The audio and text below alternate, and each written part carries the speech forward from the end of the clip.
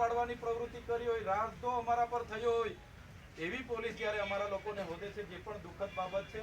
તો પોલીસ અધિકારી મિત્રોને પણ મારી નમ્ર વિનંતી છે, જે રજૂઆત આમના વતી હું કરવા આવ્યો છું, તો એ એમના આગેવાન વતી મારે તમને રજૂઆત છે કે જે પણ લોકો આમાં નિર્દોષ, તમે 200 જણના નામો આપ્યા છે, કેટલાય લોકોની ગાડીઓ તમે લઈ લીધી છે, જે અમારા દ્રષ્ટિએ, પ્રથમ દ્રષ્ટિએ ખરેખર એવા નિર્દોષ લોકો એમાં પણ સંડોવાઈ ગયા છે, જેમને આવનારી ભરતીઓની તૈયારીઓ પણ કરે છે.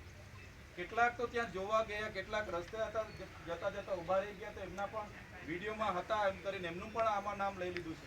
ત્યારે એવી બાબતોમાં પણ પોલીસ અધિકારીઓ ધ્યાન આપે, કોઈ નિર્દોષ આ ઘટનામાં નિર્દોષ ફસાઈ નહીં જાય, એ પણ ધ્યાન આપે. અમે તમને સહકાર જ આપીએ છીએ. અમારે ક્યાંય અહીંયા કાયદો વ્યવસ્થા ખોરવાય એવી કોઈ પ્રવૃત્તિ અમે કરવા પણ નથી માંગતા.